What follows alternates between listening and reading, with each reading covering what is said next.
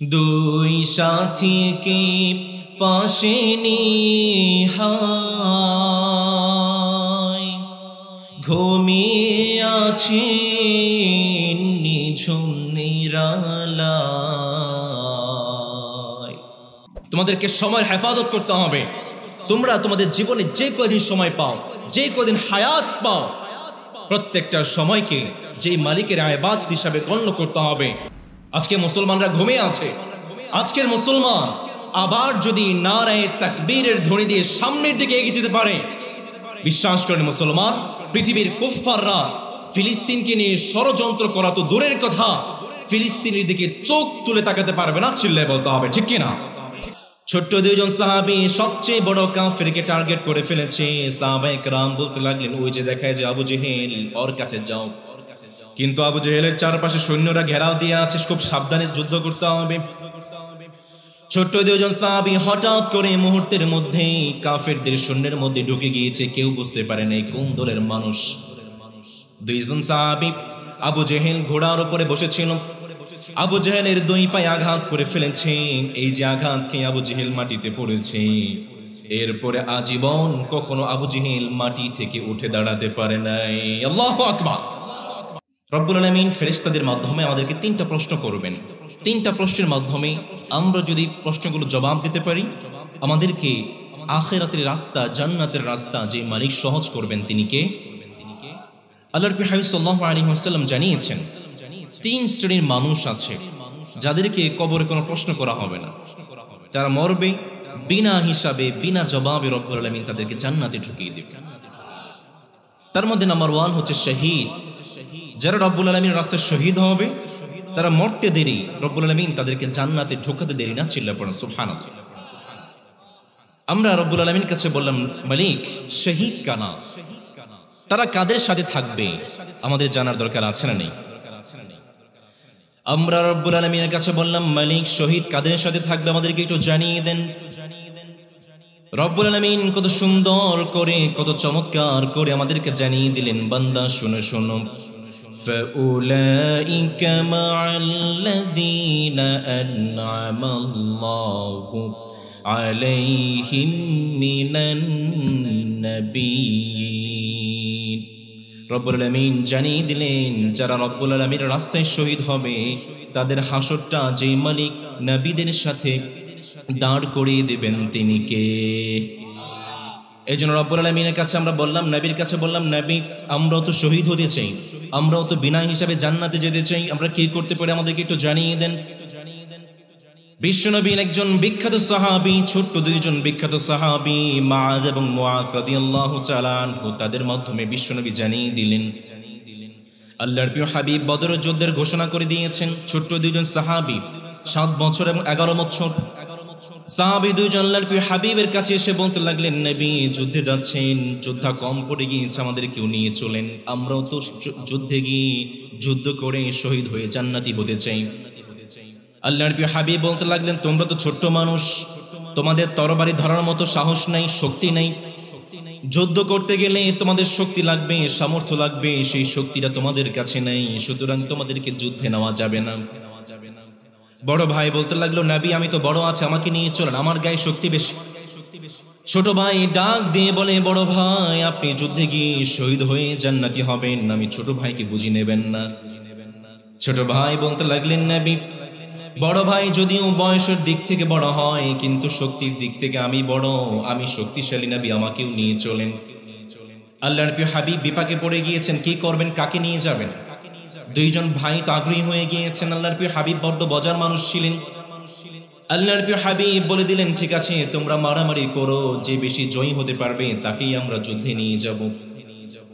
ছোট ভাই বড় ভাইকে বলতে লাগলো, ভাই তুমি তো জানো আমি তোমার সাথে পারবো না, কিন্তু আমি তো তোমার সাথে যুদ্ধে গিয়ে শহীদ হয়ে জান্নাতি হতে চাই।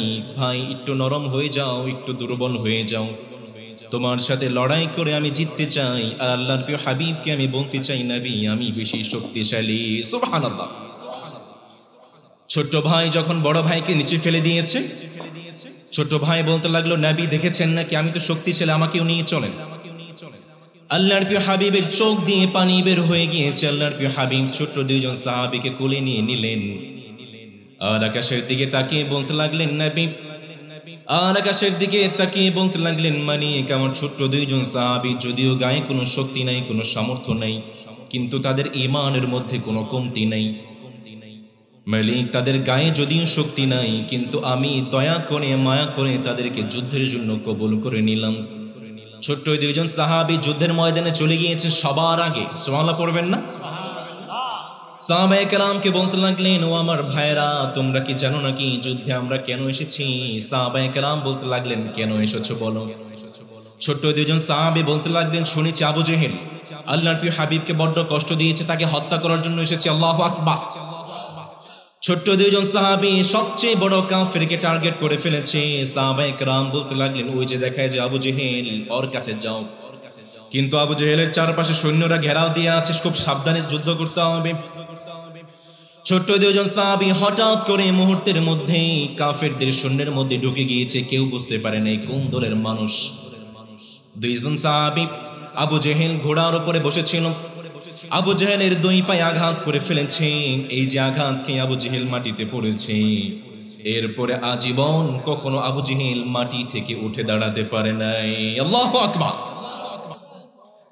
আবু জেহেল যখন আবু জেহেলকে আঘাত করে ফেলেছে, আবু জেহেলের সৈন্যবাহিনী ধরে ফেলেছে।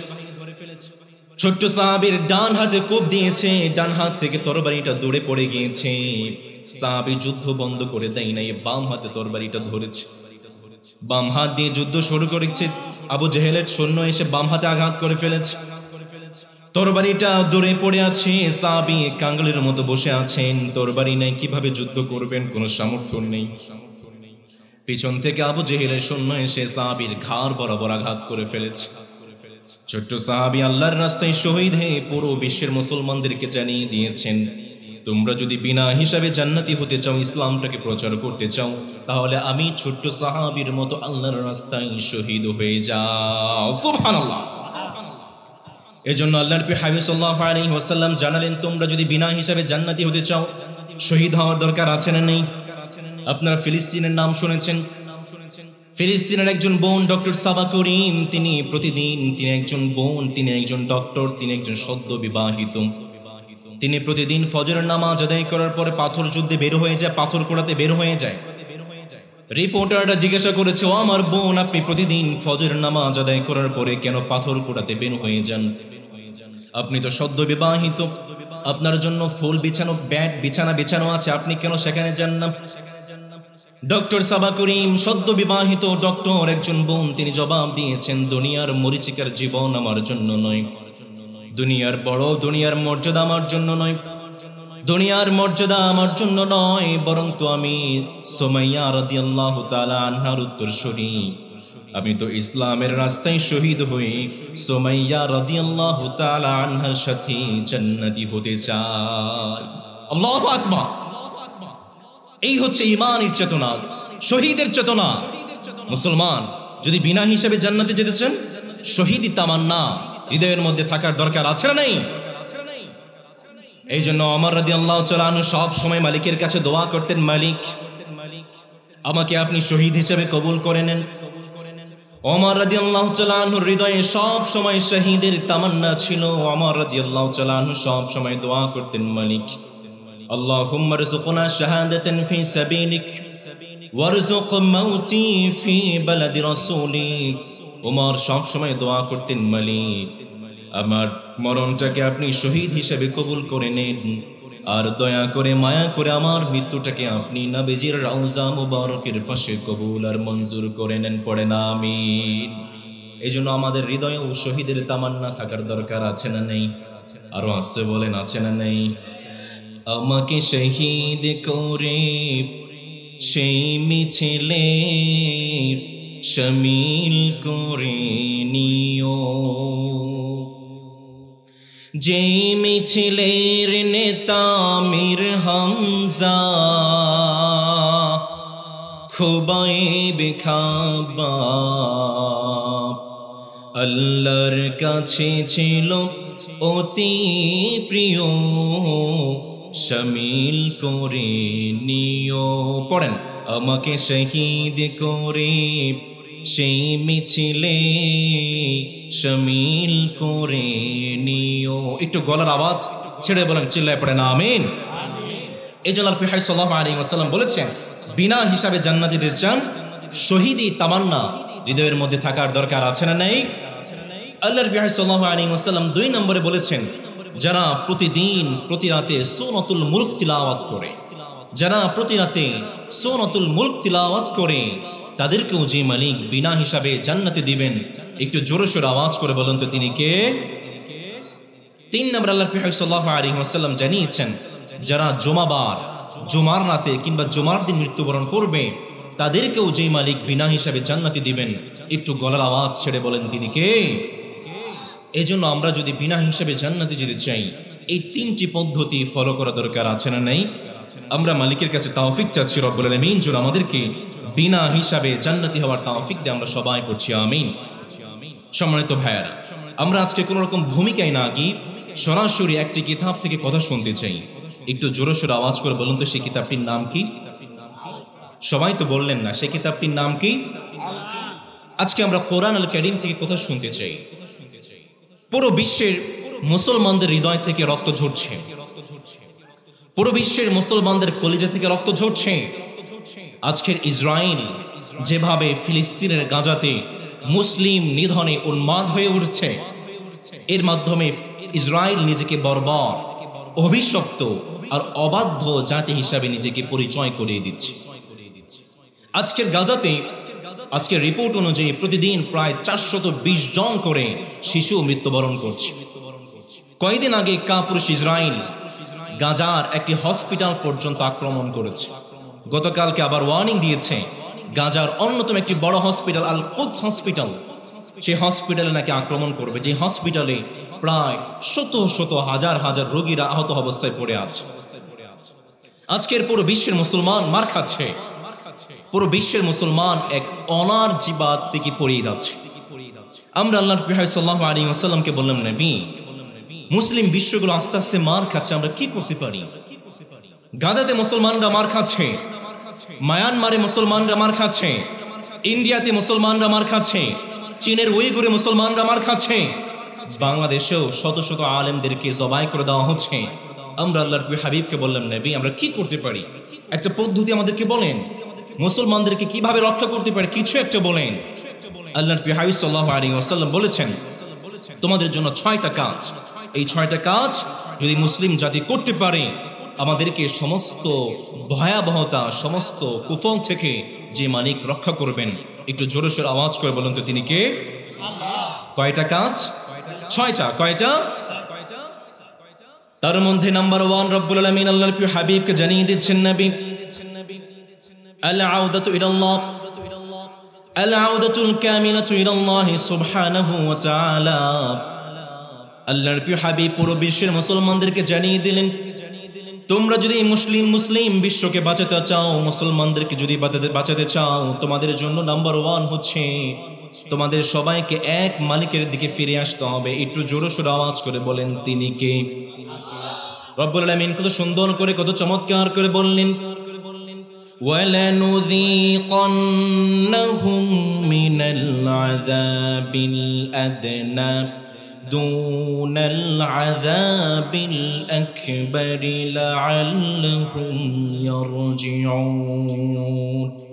রব্বুল আলামিন কত সুন্দর করে, কত চমৎকার করে বললেন, বান্দা শোনো শোনো, তোমাদেরকে বড় বড় আযাবের আগে ছোট ছোট আযাবের মাধ্যমে পরীক্ষা করা হয়, ছোট ছোট অত্যাচারের মাধ্যমে পরীক্ষা করা হয়।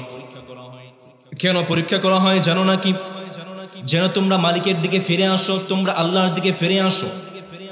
কিন্তু আমাদের বাস্তবতা হচ্ছে আমরা আল্লাহর দিকে ফিরে আসার চেয়ে শয়তানের দিকে বেশি ধাবিত হই। আমাদের বাস্তবতা হচ্ছে আমরা আল্লাহর দিকে ফিরে আসার চেয়ে সবচেয়ে বেশি শয়তানের দিকে ফিরে যাই। আমরা বড়াই করি, আমরা অহংকার করি, কিন্তু মুসলমান ভুলে গিয়েছে যে মালিক ক্ষুদ্র থেকে ক্ষুদ্র জিনিসের মাধ্যমে আমাদেরকে ধ্বংস করতে পারেন তিনি কে? এই যে কিছুদিন আগে তুরস্কে ভূমিকম্প হয়েছে, রাত্রিবেলা যারা ছাত্র ছিলেন তারা তাদের পরের দিন পরীক্ষা ছিল, তারা পরীক্ষার প্রস্তুতি নিয়ে ঘুমিয়েছিলেন। যারা স্কুলে যাবেন তারা স্কুলের প্রস্তুতি নিয়ে ঘুমিয়েছিলেন। যারা ব্যবসা বাণিজ্য করেন তারা তার পরের দিন কি করবেন মাথার মধ্যে প্ল্যানিং নিয়ে ঘুমিয়েছিলেন। যারা টিউশনি করেন তারা তার পর দিন কিভাবে যাবেন সেই চিন্তা নিয়ে ঘুমিয়েছিলেন। তারা কি জানতেন না কি তাদের পরের দিন নামে কোনো দিন আসবে না? তারা তো জানতেন না মুহূর্তের মধ্যেই তাদেরকে ধ্বংস করেছেন কে? এই যে কয়েকদিন আগে বাংলাদেশে ফজরের সময় ভূমিকম্প হয়েছে, আমাদের অনেক ভাইয়েরা আছেন তারা বলতেও পারবেন না ফজরের সময় ভূমিকম্প হয়েছে। আমাদের সমাজে এমনও ডাকাইত আছে যারা কাজের জন্য এলান দিতে পারে কিন্তু তারা নামাজের জন্য এলান দিতে পারে না, এরকম ডাকাইত আমাদের সমাজে আছে না নেই? আমাদের সমাজে এমনও ডাকাইত আছে যারা জানাজার সালাতে যেতে চায়, জানাজার নামাজে যেতে চায়, কিন্তু তারা 2 ফুট দূরত্বে 5 কদম দূরত্বে মসজিদ, সেই মসজিদে গিয়ে নামাজ আদায় করতে চায় না। এরকম ডাকাত আপনাদের সমাজে নাই? আছে আছে ভাই, আপনি কিসের চিন্তায় বসে আছেন? আপনার চোখটা যদি একবার বন্ধ হয়ে যায়, আপনি চিন্তা করে দেখেন আপনার চোখটা বন্ধ হয়ে গিয়েছে। আপনি লক্ষ লক্ষ কোটি কোটি টাকা খরচ করে ঘরটাকে বানিয়েছেন, সকাল থেকে সন্ধ্যা পর্যন্ত আপনার ছেলের জন্য আপনার স্ত্রীর জন্য আপনি খাচ্ছেন, কিন্তু আপনি যখন মৃত্যুবরণ করছেন, মৃত্যুবরণ করার পরে আপনি যে বেডটাকে সাজিয়েছিলেন, মৃত্যুবরণ করার পরে সেই বেডের মধ্যে কিন্তু আপনার কোনো জায়গা হবে না। আপনি আপনার ছেলে মেয়েকে কত ভালোবাসেন, কত পছন্দ করেন, আপনার স্ত্রীকে কত পছন্দ করেন, কিন্তু আপনি যখন মৃত্যুবরণ করছেন, মৃত্যুবরণ করার পরে আপনার ছেলে মেয়ে কিন্তু কোনো কাজে আসবে না। আপনার ছেলে মেয়ে আপনার সুন্দর বিছানার মধ্যে আপনাকে শোয়াবে না, আপনার ঘরের একটা কোণে আপনাকে রেখে দেওয়া হবে। আজকে মসজিদের মাইকে আপনার ভাইয়ের এলান করে দেওয়া হয়, এমন একটা দিন আসবে, এমন একটা সময় আসবে যখন আপনার ভাইয়ের মৃত্যুর এলান নয়, বরং আপনার মৃত্যুর এলানটা মসজিদের মাইকে করা হবে। ঠিক কি না? কত জানাজার পড়েছি নামাজ। এই জন্লার প্রিয় হাবিব সাল্লাল্লাহু আলাইহি ওয়াসাল্লাম জানালেন, বান্দা মুসলিম বিশ্বকে বাঁচাতে চাও, মুসলমানদেরকে বাঁচাতে চাও, 1 নাম্বার কাজ হচ্ছে আল্লাহর দিকে ফিরে আসো। 2 নম্বরে আল্লাহর প্রিয় হাবিব সাল্লাল্লাহু আলাইহি ওয়াসাল্লাম বললেন, আত-তাহাল্লি বিহুসনিল খুলুক। তোমরা যদি মুসলিম বিশ্বকে বাঁচাতে চাও, নিজেদের চরিত্রটাকে ঠিক করো। কারণ আপনি পৃথিবীতে যত কাজই করেন না কেন, যত কাজ করেন না কেন, কিন্তু আপনার চরিত্রের মধ্যে যদি সমস্যা থাকে, আপনার চরিত্রের মধ্যে যদি ভেজাল থাকে, আপনাকে মানুষ গ্রহণ করবে। আপনাদের বাংলাদেশে সাবেক একজন প্রেসিডেন্ট হুসাইন মোহাম্মদ এরশাদ, নাম শুনেছেন? এই হুসাইন মোহাম্মদ এরশাদ বাংলাদেশে অনেক কাজ করেছেন, ভালো ভালো কাজ করেছেন। গ্রাম পর্যন্ত পাকা রাস্তা করে দিয়েছেন, সুন্দর সুন্দর মসজিদ তৈরি করেছেন, কারেন্ট পৌঁছে দিয়েছেন, অনেক ভালো ভালো কাজ করেছেন, কিন্তু তার চরিত্রের মধ্যে সমস্যা থাকার কারণে মানুষের মধ্যে জায়গা করতে পারে নাই। এই জন্য আল্লাহর প্রিয় হাবিব সাল্লাল্লাহু আলাইহি ওয়াসাল্লাম জানালেন, বান্দা শোনো শোনো, মুসলিম বিশ্বকে বাঁচাতে চাও, নিজেদের চরিত্রটাকে ঠিক করো। সাহাবায়ে কেরামদের চরিত্রটা কেমন ছিল? আল্লাহর প্রিয় হাবিবের কাছে বললাম, নবী সাহাবায়ে কেরামদের চরিত্রটা কেমন ছিল একটু বলেন। আল্লাহর প্রিয় হাবিবের একজন বিখ্যাত সাহাবী আবু বকর রাদিয়াল্লাহু তাআলা, আবু বকর রাদিয়াল্লাহু তাআলা আনহুকে বিশ্বনবী বললেন, ও আমার প্রিয় সাহাবী, তোমার কি করতে মনে চায়, তোমার কি মনে চায় আমাকে একটু বলো। আবু বকর রাদিয়াল্লাহু তাআলা আনহু বললেন, নবী আমার 3টা কাজ করতে মনে চাই। আল্লাহর প্রিয় হাবিব বললেন, কি সেই কাজ, আমাকে বলো বলো। আবু বকর রাদিয়াল্লাহু তাআলা আনহু জানিয়ে দিলেন, নবী নাম্বার 1 হচ্ছে যখনই সময় পাই, যখনই সুযোগ পাই, শুধুমাত্র নবী আপনাকেই আমি দেখতে চাই। সুবহানাল্লাহ। নবী আপনার চেহারাটা সুন্দর, আপনার মোবারক চেহারা, যখনই সুযোগ পাই, যখনই সময় পাই, শুধু আপনাকে দেখতে চাই। আল্লাহু আকবার। আল্লাহর প্রিয় হাবিব সাল্লাল্লাহু আলাইহি ওয়াসাল্লামকে জানিয়ে দিলেন, নবী শুধু আপনাকে দেখতে চাই। আজকে আল্লাহর প্রিয় হাবিব মদিনাতে শুয়ে আছেন। আমরা যারা মুসলমান আছি, আমাদের মনেও তামান্না আছে, আমরাও তো আমাদের নবীকে দেখতে চাই, ঠিক কিনা? ডেকে লাও মাবুদাল্লাহ,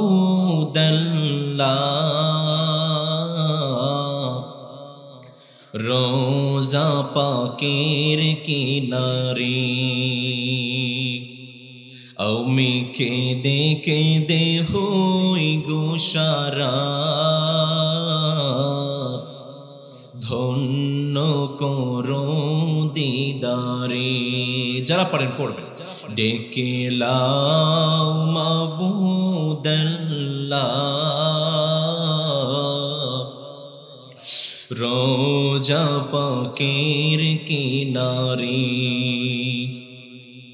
আমি কেঁদে কেঁদে হই গো সারা, ধন্য করো দিদারে। দুই সাথীকে পাশে নিহাই ঘুমিয়ে আছে নিঝুম নিরালায়, সাড়া দাও মাবুদাল্লাহ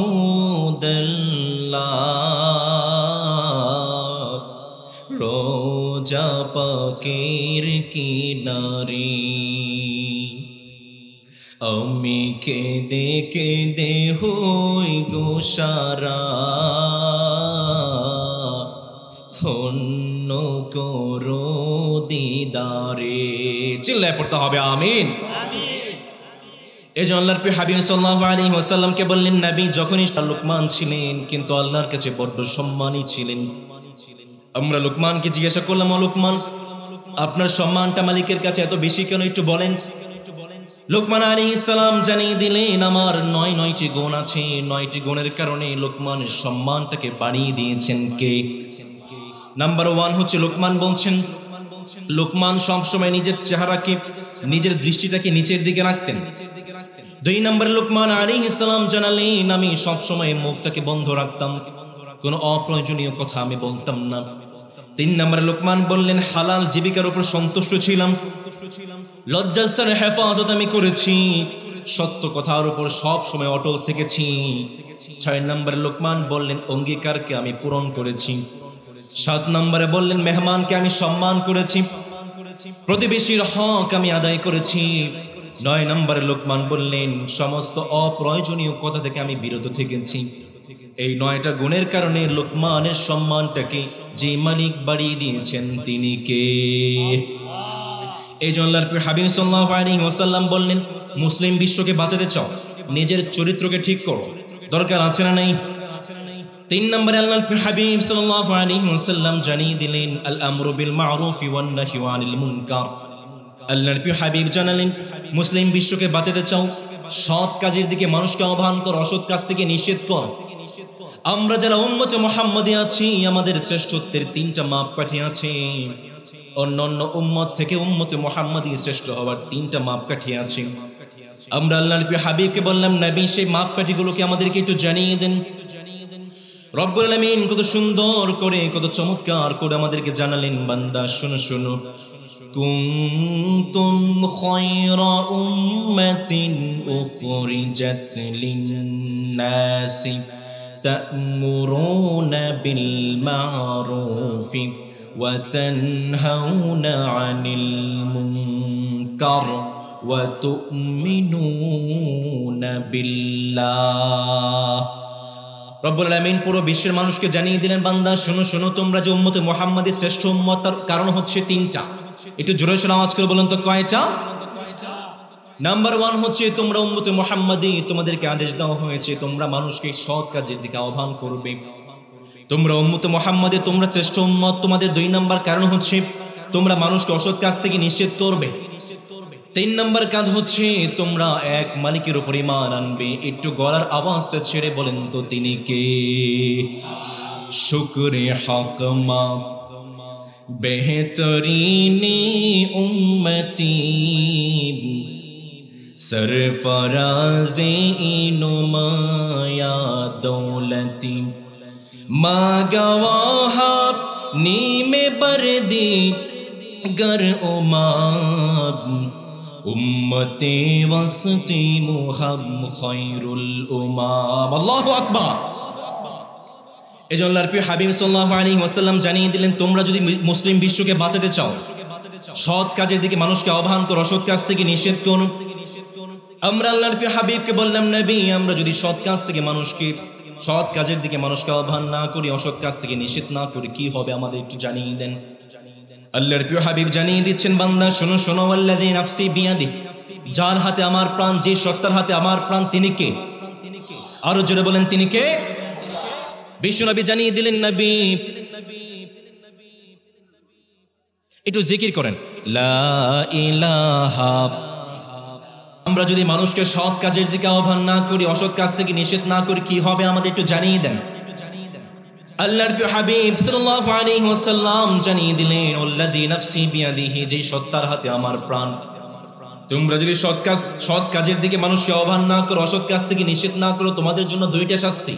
একটু জোরে সোরে আওয়াজ করে বলুন তো, কয়টা শাস্তি? আর জোরে বলতে হবে, কয়টা? আল্লাহর প্রিয় হাবিব এক নম্বরে জানিয়ে দিলেন, আইয়াবাতা আলাইকুম আযাবা ইকাবাম মিন ইনদি।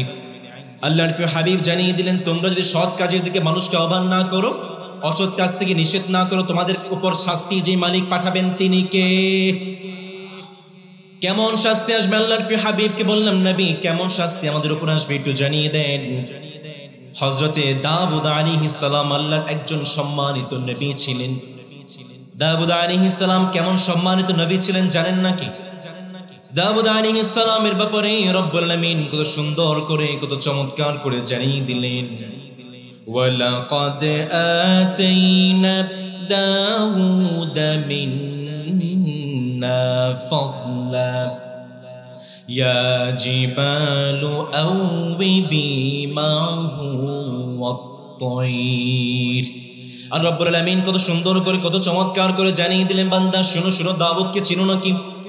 দাউদ আলাইহিস সালাম ছিলেন সেই নবী, তিনি যখন তার কিতাব তিলাওয়াত করতেন, সমুদ্রের মাছগুলো পর্যন্ত দাউদের তিলাওয়াত শুনে পাগল হয়ে যেত। তোমরা কি জানো কি দাউদ কেমন নবী ছিলেন? দাউদ ছিলেন সেই নবী, যখন দাউদ তার কিতাবগুলো তিলাওয়াত করতেন, আকাশের পাখিগুলো পর্যন্ত দাউদের তিলাওয়াত শুনে পাগল হয়ে যেত। আল্লাহু আকবার। দুই নম্বর আল্লাহর প্রিয় হাবিব সাল্লাল্লাহু আলাইহি ওয়াসাল্লাম জানিয়ে দিলেন, বান্দা শুনো শুনো, ওয়া আনি'মাল সাবিগাতিন ওয়া কদ্দির ফিস সারদি ওয়া আমালু সালিহাত। রব্বুল আলামিন জানিয়ে দিলেন, বান্দা শুনো শুনো, দাউদকে চেনো নাকি? দাউদ যখন কোন লোহার মধ্যে স্পর্শ করত, মুহূর্তের মধ্যেই লোহাটা নরম হয়ে যেত। আর দাউদ আলাইহিস সালাম চাইলেই সেই লোহার মধ্যে যে কোনো জিনিস বানাতে পারতেন। দাউদ আলাইহিস সালামের 3 নম্বর বৈশিষ্ট্য ছিল, দাউদ পাখিদের সাথে কথা বলতে পারতেন। সুবহানাল্লাহ পড়বেন না? এমন একজন সম্মানিত নবী ছিলেন দাউদ আলাইহিস সালাম। দাউদ আলাইহিস সালামের উম্মতদেরকে, উম্মতে মুহাম্মাদীকে যেভাবে শুক্রবার দিনটাকে উৎসবের দিন করা হয়েছে, শুক্রবার দিনটাকে যেমন জুমার দিন করা হয়েছে, দাউদের উম্মতদেরকে জুমার দিন উৎসবের দিন করা হয়েছিল। কিন্তু দাউদের উম্মত মানে নাই। দাউদ আলাইহিস সালামের উম্মত শুক্রবার দিনটাকে জুমার দিন হিসেবে গ্রহণ করে নেই, উৎসবের দিন হিসেবে গ্রহণ করে নেই। তারা শনিবার দিনটাকে উৎসবের দিন হিসেবে মেনে নিয়েছে। রব্বুল আলামিনের যে এই যে ওয়াদাটি, এই আহকামটা, তারা যে বিধিটা তারা যে লঙ্ঘন করেছেন, এই লঙ্ঘন করার কারণে রব্বুল আলামিন দাউদ আলাইহিস সালামের উম্মতের উপর শাস্তি পাঠিয়ে দিয়েছেন। রব্বুল আলামিন কত সুন্দর করে, কত চমৎকার করে বললেন, বান্দা শুনো শুনো, ওয়ালাকাদ আলিমতুমুল্লাযীনা তাদাউ মিনকুম ফিস সাবতি ফাকুলনা লাহুম কুনু কিরাদাতান খাসিইন। এই যে রব্বুল আলামিন দাউদ আলাইহিস সালামকে শাস্তিটা পাঠালেন, দাউদ আলাইহিস সালামের উম্মতদেরকে জানিয়ে দিলেন, তোমরা শনিবার দিন মাছ ধরতে পারবা না। দাউদ আলাইহিস সালামের উম্মতদেরকে জানিয়ে দিলেন, তোমরা শনিবার দিন কোনো মৎস্য শিকার করতে পারবা না। এই যে শাস্তিটা রব্বুল আলামিন পাঠিয়ে দিলেন, এই শাস্তি পাঠানোর প্রেক্ষিতে দাউদ আলাইহিস সালামের উম্মত 3টা শ্রেণীতে ভাগ হয়েছে। আমার কথা যদি বুঝে থাকেন একটু জোরে সোরে আওয়াজ করে বলেন তো, কয়টা শ্রেণীতে? আরো জোরে বলেন, কয়টা? 1 নম্বর ছিল অতি বুদ্ধিজীবী। তারা বলতে লাগলেন, শনিবার দিন মাছ ধরতে নিষেধ করা হয়েছে, তাহলে আমরা শনিবার দিন মাছ ধরবো না, কিন্তু মাছটাকে আমরা আটকে রাখবো, রবিবার দিন ধরবো। এরা ছিল অতি বুদ্ধিজীবী। 2 নম্বর শ্রেণী ছিল, তারা মাছ শিকার করেছে, রব্বুল আলামিনের বিধানটাকে সীমা লঙ্ঘন করেছে। 3 নম্বর বুদ্ধিজীবী ছিল, তারা মাছ শিকার করে নাই, যারা বিধানটাকে লঙ্ঘন করেছে তাদেরকে বাধাও দেয় নাই, যারা আল্লাহর বিধানটাকে লঙ্ঘন করেছে তাদেরকে সৎ কাজের দিকে আহ্বান করেন, অন্যায় কাজ থেকে নিষেধ করে নাই। আল্লাহর হাবিব সাল্লাল্লাহু আলাইহি ওয়াসাল্লাম জানিয়ে দিলেন, যারা সৎ কাজ থেকে নিষেধ করে নাই অসৎ কাজ, যারা সৎ কাজের দিকে আহ্বান করে নাই অসৎ কাজ থেকে নিষেধ করে নাই, বনি ইসরাইলের 70,000 উম্মতকে, দাউদ আলাইহিস সালামের 70,000 উম্মতকে একদিনে রব্বুল আলামিন বানর এবং শূকর বানিয়ে দিয়েছেন। আল্লাহু আকবার। দাউদ আলাইহিস সালামের উম্মতেরা যখন সৎ কাজের দিকে মানুষকে আহ্বান করে নাই, অসৎ কাজ থেকে নিষেধ করে নাই, দাউদ আলাইহিস সালামের উম্মতদেরকে যেই মালিক বানর বানিয়ে দিয়েছেন তিনি কে? আজকে তো আমরা অসৎ কাজ থেকে মানুষকে নিষেধ করতে ভুলে গিয়েছি। আজকে তো আমরা অন্যায়ের প্রতিবাদ করতে ভুলে গিয়েছি। আজকে যদি আমরা অন্যায়ের প্রতিবাদ করতে পারতাম, তাহলে ইসলামী বিশ্ববিদ্যালয়ে কোনো কুলাঙ্গার আমার বোনকে প্রকাশ্যে দর্শনের হুমকি দিতে পারতো না। ছিল বলে ঠিক কিনা? আজকে যদি আমরা অন্যায়ের প্রতিবাদ করতে পারতাম, চট্টগ্রামে আমার একজন ভাই থেকে তার স্ত্রীকে কেড়ে নিয়ে কোন কুলাঙ্গারের দল গণধর্ষণ করতে পারতো না। আজকে যদি আমরা অন্যায়ের প্রতিবাদ করতে পারতাম, ফিলিস্তিনের গাজাতে কোন বর্বর, কোন অভিশপ্ত, কোন ইহুদি ফিলিস্তিনের দিকে চোখ তুলে তাকাতে পারতো না। ছিল বলতে হবে ঠিক কিনা? আমরা তো আজকে অন্যায়ের প্রতিবাদ করতে ভুলে গিয়েছি। মুসলমান মনে রাখেন, অন্যায়ের প্রতিবাদ করতে যদি ভুলে যান, এমন একটা সমাজ আসছে, এমন একটা পরিবেশ আসছে, যেই সমাজে অন্যায়টাকে অন্যায় বলার মতো মানুষ খুঁজে পাবেন না। ছিল বলেন ঠিক কিনা? আজকে মুসলমান ঘুমিয়ে আছে। আমি কুফফারদেরকে বলতে চাই, মুসলমান ঘুমন্ত এই ভেবে মুসলমানদেরকে ঘুমন্ত ভাববেন না। মুসলমান ঘুমিয়ে আছে এইভাবে মুসলমানদেরকে ঘুমন্ত ভাববেন না। বাঘ ঘুমিয়ে থাকে আর চামচিকা এসে বাঘকে লাথি মারে। বাঘ কিন্তু কিছু বলে না। একবার লাথি মেরেছে কিছু বলে না, দ্বিতীয়বার লাথি মেরেছে কিছু বলে না, তৃতীয়বার লাথি মেরেছে কিছু বলে না। কিন্তু বাঘ যখন হুঙ্কার দেয়, চামচিকার বাচ্চাগুলো গর্ত খুঁজে পায় না। চিল্লায় বলে ঠিক কিনা? আজকে মুসলমানরা ঘুমিয়ে আছে। আজকের মুসলমান আবার যদি নারায়ে তাকবীরের ধ্বনি দিয়ে সামনের দিকে এগিয়ে যেতে পারে, বিশ্বাস করেন মুসলমান, পৃথিবীর কুফফাররা ফিলিস্তিনকে নিয়ে ষড়যন্ত্র করা তো দূরের কথা, ফিলিস্তিনের দিকে চোখ তুলে তাকাতে পারবে না। চিল্লায় বলতে হবে ঠিক কিনা? আমাদেরকে জাগতে হবে, আমাদেরকে অন্যায়ের প্রতিবাদ করতে হবে। আল্লাহর প্রিয় হাবিব সাল্লাল্লাহু আলাইহি ওয়াসাল্লাম জানালেন, তোমরা যদি সৎ কাজের দিকে আদেশ না করো, অসৎ কাজ থেকে নিষেধ না করো, তোমাদের কাছে, তোমাদের সমাজে, তোমাদের রাষ্ট্রে যে মালিক আযাব এবং গজব পাঠাবেন তিনি কে? 2 নম্বর আল্লাহর প্রিয় হাবিব সাল্লাল্লাহু আলাইহি ওয়াসাল্লাম জানালেন, তোমরা যদি সৎ কাজ থেকে সৎ কাজের দিকে মানুষকে আহ্বান না করো, অসৎ কাজ থেকে নিষেধ না করো, তোমরা যতই দোয়া করো না কেন, তোমরা যতই মালিকের কাছে প্রার্থনা করো না কেন, তোমাদের দোয়াগুলোকে যে মালিক কবুল করবেন না তিনি কে? আজকে ফিলিস্তিনের বুকে হাজার হাজার মুসলমান মার খাচ্ছে, গাজাতে হাজার হাজার মুসলমান নিহত হচ্ছে। আমরা পৃথিবীতে প্রায় 200 কোটি মুসলমান আছি। আমরা 200 কোটি মুসলমান প্রতিদিন হাত তুলে মালিকের কাছে দোয়া করছি, আবাবিল পাখির অপেক্ষা করছি। আমি তো বলি, আবাবিল পাখি যদি আমাদের দোয়ার বদৌলতে চলেও আসে, তাহলে এই আবাবিল পাখি ইহুদিদের উপরে নয়, বরং পৃথিবীতে চুপ থাকা 200 কোটি মুসলমানের উপর পাথর নিক্ষেপ করবে। চিল্লায় বলেন ঠিক কিনা? এই জন্য মুসলমান সৎ কাজের দিকে মানুষকে আহ্বান করতে হবে, অসৎ কাজ থেকে নিষেধ করতে হবে। রাজি আছেন না ইনশাআল্লাহ? এই জন্য আল্লাহর প্রিয় হাবিব সাল্লাল্লাহু আলাইহি ওয়াসাল্লাম জানিয়ে দিলেন, বান্দা শোনো শোনো, তোমরা যদি মুসলিম বিশ্বটাকে বাঁচাতে চাও, সৎ কাজের দিকে মানুষকে আহ্বান করো, অসৎ কাজ থেকে নিষেধ করো। 4 নম্বরে আল্লাহর প্রিয় হাবিব সাল্লাল্লাহু আলাইহি ওয়াসাল্লাম জানালেন, তোমরা যদি মুসলিম বিশ্বটাকে জয় করতে চাও, তাহলে তোমাদেরকে এক মালিকের কাছে তওবা করতে হবে। তিনি কে? রব্বুল আলামিন কত সুন্দর করে, কত চমৎকার করে জানিয়ে দিলেন, বান্দা শোনো শোনো, التائبون العابدون الحامدون السائحون الراكعون الساجدون الآمرون بالمعروف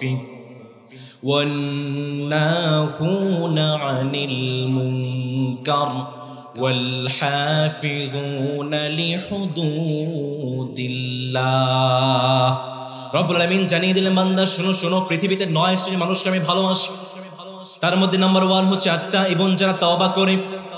2 নম্বর আল্লাহর প্রিয় হাবিব বললেন, আল আবিদুন, যারা ইবাদত করে, যারা সুযোগ পেলেই নিজেদের মাথাটাকে মালিকের সামনে ঝুঁকিয়ে দেয়। 3 নম্বর বান্দা হচ্ছে আল হামিদুন, যারা সব সময় প্রশংসা করে কার? 4 নম্বর আল্লাহর হাবিব সাল্লাল্লাহু আলাইহি ওয়াসাল্লাম বললেন as-সাইহুন, যারা সিয়াম পালন করে, যারা রোজা রাখে। 5 নম্বরে বলেন রাকিউন, যারা রুকু করে। 6 নম্বরে বলেন সাজিদুন, যারা সিজদা করে। 7 নম্বরে বলে আল-আমিরুনা বিল মারুফ, যারা মানুষকে সৎ কাজের দিকে আহ্বান করে। 8 নম্বরে বললেন যারা মানুষকে অসৎ কাজ থেকে নিষেধ করে। 9 নম্বরে আল্লাহর হাবিব বললেন যারা ইসলামের বিধিবিধানগুলোকে খেয়াল করে চলে। এই 9 প্রকার মানুষকে যেই মালিক ভালোবাসেন, একটু গলার আওয়াজটা ছেড়ে দিয়ে বলেন তিনি কে? এই যে আমরা যারা মানুষ আছি, রব্বুল আলামিন আমাদেরকে গুনাহ থেকে মুক্ত রাখতে চায়, আমাদেরকে গুনাহ মুক্ত রাখতে চায়। সুবহানাল্লাহ পড়বেন না? আমরা মালিককে বললাম, মালিক আমাদেরকে আপনি গুনাহ মুক্ত রাখতে চান। ইউরিদুল্লাহু আন ইউখাফফিফা আনকুম, আপনি আমাদেরকে গুনাহ মুক্ত রাখতে চান। এই গুনাহ মুক্ত রাখার জন্য আপনি কি করেছেন একটু বলেন। রব্বুল আলামিন বলছেন, বান্দা তোমাদেরকে গুনাহ মুক্ত রাখার জন্য নাম্বার 1 তোমাদেরকে আমি একটা কমন সেন্স দিয়েছি, বিবেক দিয়েছি। এই বিবেকের মাধ্যমে কোনটা ভালো কোনটা খারাপ সেটা তোমরা বাছাই করতে পারো। 2 নম্বর, তোমরা যেন কমন সেন্সটাকে শক্তিশালী করতে পারো। কোনটা ভালো কোনটা খারাপ, কোনটা জান্নাতের রাস্তা কোনটা জাহান্নামের রাস্তা, সেটা যেন তোমরা বুঝতে পারো। সেটা বোঝার জন্য আমি তোমাদের কাছে কিতাব পাঠিয়েছি। আর সর্বশেষ কিতাবের নাম হচ্ছে আল কোরআন। সর্বশেষ কিতাবের নাম কি? আল্লাহর হাবিব জানিয়েছেন তোমাদেরকে গুনাহ মুক্ত রাখার জন্য কিতাব থেকে যদি তোমরা বুঝতে না পারো, এই জন্য রব্বুল আলামিন সুন্দর করে বোঝানোর জন্য, এক্সপ্লেইন করার জন্য, ব্যাখ্যা করে বোঝানোর জন্য পৃথিবীর শুরু থেকে আজ পর্যন্ত যুগ যুগে নবী এবং রাসূল পাঠিয়েছেন, যারা আমাদেরকে সুন্দর রাস্তা এবং খারাপ রাস্তাগুলো বাছাই করে দিয়েছে। রব্বুল আলামিন বলছেন এরপরও যদি তোমরা বান্দারা গুনাহ করে ফেলো, আমি আল্লাহর কাছে তোমাদের জন্য একটা পথ আমি খোলা রাখলাম। সারা জীবন গুনাহ করেছো, সারা জীবন অন্যায় করেছো, কোন একটা মাহফিলে এসে, কোন একটা মসজিদের কোনায় বসে মাথাটাকে নিচু করে যদি তোমরা মালিকের কাছে একটা বার তওবা করতে পারো, একটা বার মাফ চাইতে পারো, যে মালিক আমাদের পুরো জীবনের সমস্ত গুনাহগুলোকে মাফ করবেন, একটু জোরে সোরে আওয়াজ করে বলেন তো তিনি কে? বাবা এবং ছেলের মাঝে সম্পর্ক কম না বেশি? আপনাদের এলাকায় কম? হ্যাঁ বেশি? ছেলে বাবা ছেলেকে ডাকছে, বাবা একটু শোনো তো, ছেলে শোনে না। দ্বিতীয়বার আবার ডাকছে, বাবা একটু শোনো না, ছেলে শুনতে চায় না। আবার ডাকছে, বাবা একটু শোনো, ছেলে শুনতে চায় না। এরপরে ছেলের উপর মায়ের আছে না নেই? কথা বলেন, মায়ের আছে না নেই? কিন্তু আপনি সারাটা জীবন অন্যায় করেছেন, সারাটা জীবন অপরাধ করেছেন।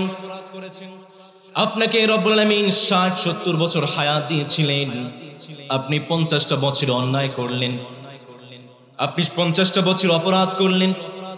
এরপর রব্বুল আলামিন আপনাকে ডাক দিয়ে বলছেন, বান্দা শুনো শুনো, কুল ইয়া ইবাদিয়াল্লাযীনা আসরাফু আলা আনফুসিহিম লা তাকনাতু মির রাহমাতিল্লাহ ইন্নাল্লাহা ইয়াগফিরুয যুনুবা জামিআ। আল্লাহু আকবার।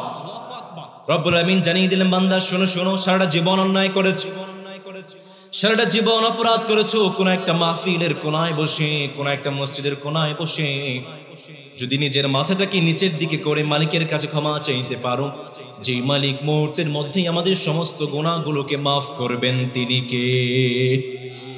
আমরা আল্লাহর প্রিয় হাবিব সাল্লাল্লাহু আলাইহি ওয়াসাল্লামকে বললাম, নবী জান্নাতি হওয়ার কোন উপায় আছে নাকি? আল্লাহর হাবিবের একজন বিখ্যাত সাহাবী সাদ ইবনে আবু ওয়াক্কাস রাদিয়াল্লাহু তাআলা আনহু, আল্লাহর প্রিয় হাবিব একদিন এমন ভাবে মজলিসে বসা ছিলেন, সাহাবায়ে কেরামদেরকে বললেন, নবী সাহাবায়ে কেরামদেরকে বললেন এখন যে সাহাবীটা আসবেন সে জান্নাতি।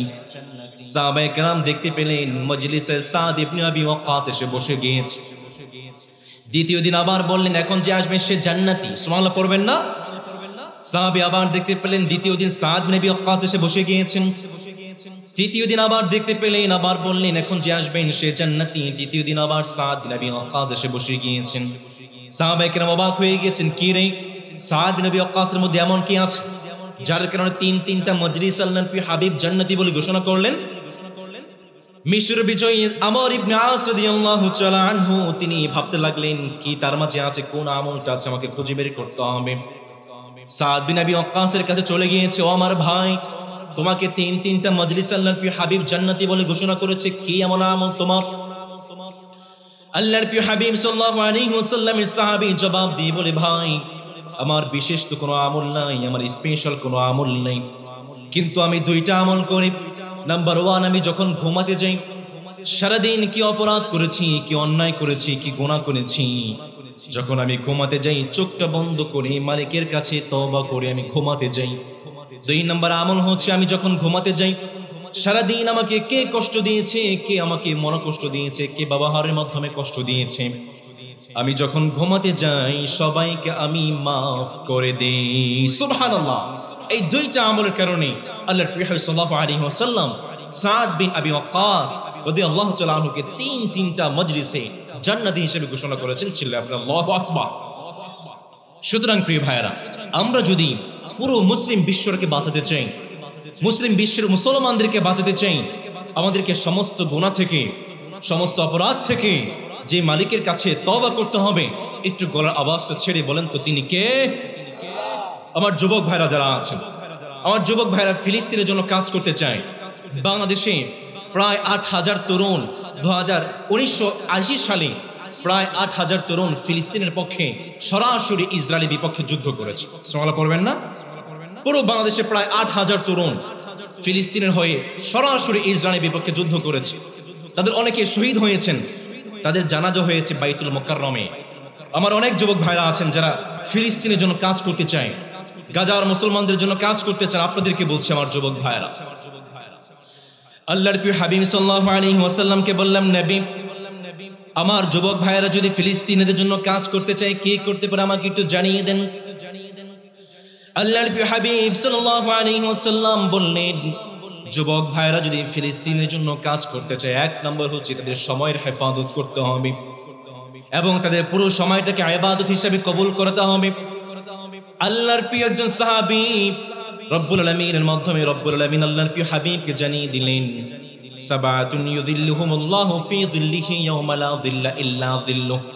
আল্লাহর প্রিয় হাবিব জানিয়ে দিলেন, পৃথিবীর যখন সবকিছু ধ্বংস হয়ে যাবে, সবাই যখন মৃত্যুবরণ করবে, যখন হাসরের মাঠটা কায়েম হয়ে যাবে, সূর্যটা আমাদের মাথার কাছে চলে আসবে, জিহ্বার নাভি পর্যন্ত বের হয়ে যাবে, সবাই সেদিন উলঙ্গ থাকবেন। আয়েশা রাদিয়াল্লাহু তাআলা আনহা বললেন, নবী সবাই উলঙ্গ থাকবেন, আমাদের কি লজ্জা হবে না, শরম হবে না? আল্লাহর প্রিয় হাবিব সাল্লাল্লাহু আলাইহি ওয়াসাল্লাম বললেন, আয়েশা রে, সেই দিনটা এত ভয়ানক হবে, এত কঠিন হবে, মানুষ যে নিচের দিকে তাকাবে, উপরের দিকে তাকানোর মতো সাহস কোনো বান্দার হবে না। আল্লাহু আকবার। বিশ্বনবী সাল্লাল্লাহু আলাইহি ওয়াসাল্লাম বলে, এত ভয়াবহ একটা দিন হবে আমার যুবক ভাইরা যারা আছে, আল্লাহর প্রিয় হাবিব বলে এত ভয়াবহ একটা দিন হবে, রব্বুল আলামিন এই ভয়াবহ দিনে 7 শ্রেণীর মানুষকে আল্লাহর আরশের নিচে জায়গা দিবেন। তার মধ্যে অন্যতম হচ্ছে শাবুন নাশা ফি ইবাদাতিল্লাহ, যে সমস্ত যুবক সারা রাত কেটে কেটে দাঁড়িয়ে দাঁড়িয়ে আল্লাহর ইবাদত করে। 2 নম্বর আল্লাহর প্রিয় হাবিব জানালেন, যে সমস্ত যুবককে কোন একজন নারী পাপের দিকে আহ্বান করে আর সেই যুবক জানিয়ে দেয়, ইন্নী আখাফুল্লাহ, বোন আমি তো কোনো অন্যায় কাজ করতে পারবো না, কোনো অপরাধ কাজ করতে পারবো না, কারণ আমরা আমাদের জীবনের প্রত্যেকটা ধাপে ধাপে যেই মালিককে ভয় করি তিনি কে?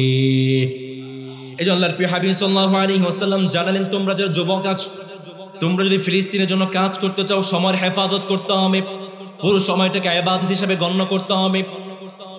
আমার যুবক ভাইদের প্রশ্ন হচ্ছে, আমরা যদি ফিলিস্তিনের জন্য কাজ করতে চাই, আমরা যদি আমাদের পুরো সময়টাকে ইবাদত হিসেবে কবুল করতে চাই, কি করতে পারি, কি করতে পারি?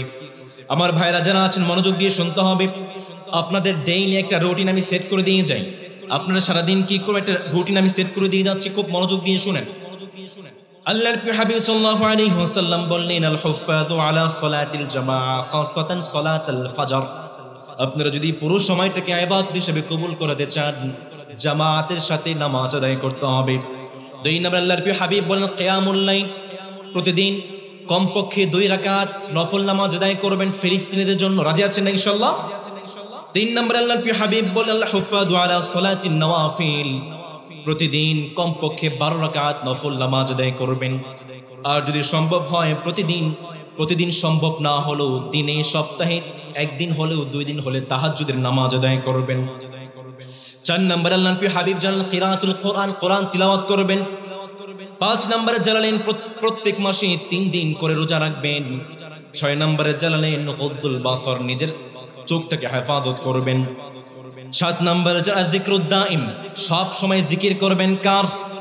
আরো জোরে বলতে হবে, সব সময় জিকির করবেন কার? 8 নম্বরে আল্লাহর প্রিয় হাবিব বললেন আল হারসু আলাল আদাইল উমরাতি ওয়াল হজ, যদি সামর্থ্য থাকে তাহলে উমরা এবং হজ আদায় করবেন।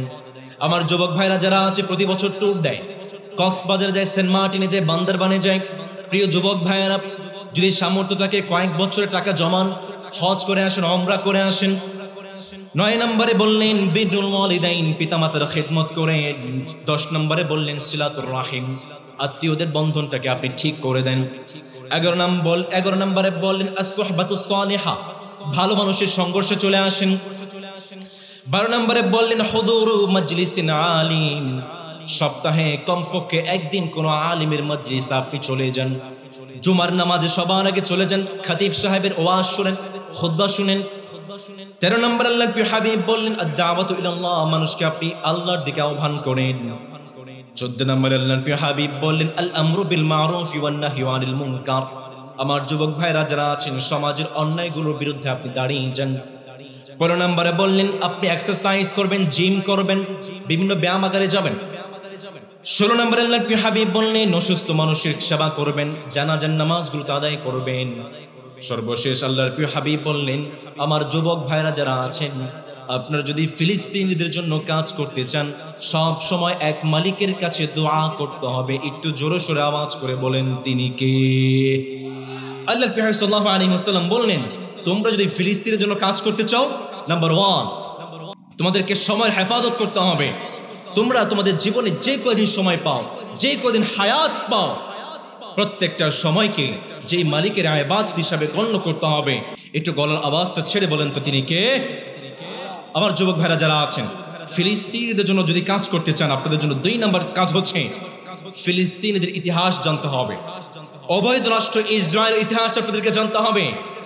3 নম্বরে আল্লাহর প্রিয় হাবিব বললেন, আল্লাহর প্রিয় হাবিব হাদিস থেকে আমরা বের করতে পারি, আপনারা যারা ফেসবুক চালান, হোয়াটসঅ্যাপ, ইনস্টাগ্রাম আপনারা যারা ব্যবহার করেন, ইমো চালান, ইউটিউবের চ্যানেল আছে, ফেসবুকের পেজ আছে, প্রত্যেক দিন কমপক্ষে 2টা করে ফিলিস্তিনিদের পক্ষে পোস্ট করবে।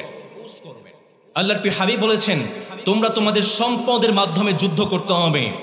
আপনারা যে এমবি কিনছেন টাকা দিয়ে, এমবি কিনে যখন ফেসবুকের মধ্যে পোস্ট করছেন, প্রত্যেকটা এমবির টাকাকে যেই মালিক জিহাদ হিসাবে কবুল করবেন তিনি কে? আমার ভাইরা যারা আছেন যাদের ফেসবুকের অ্যাকাউন্ট আছে, সবাই আজ থেকে লাগাতার প্রত্যেক দিন কমপক্ষে 2টা করে ফিলিস্তিনিদের জন্য পোস্ট করবেন। আর আপনার পোস্টের কারণে যে ভাইরা ফিলিস্তিন সম্পর্কে জানবে, প্রত্যেকটা পোস্টের কারণে আপনার আমলনামায় যে মালিক সওয়াব লিখে দেবেন তিনি কে? এরপরে আপনারা যারা ফিলিস্তিনিদের জন্য কাজ করতে চান, আপনাদের জন্য কাজ হচ্ছে ইসরায়েলের সমস্ত পণ্যগুলোকে বয়কট করতে হবে। আজকের মাহফিল থেকে আমরা ওয়াদা করতে চাই, জীবনে যতদিন পর্যন্ত বাঁচি ইসরায়েলের কোনো পণ্য আমরা কিনবো না। রাজি আছেন ইনশাআল্লাহ?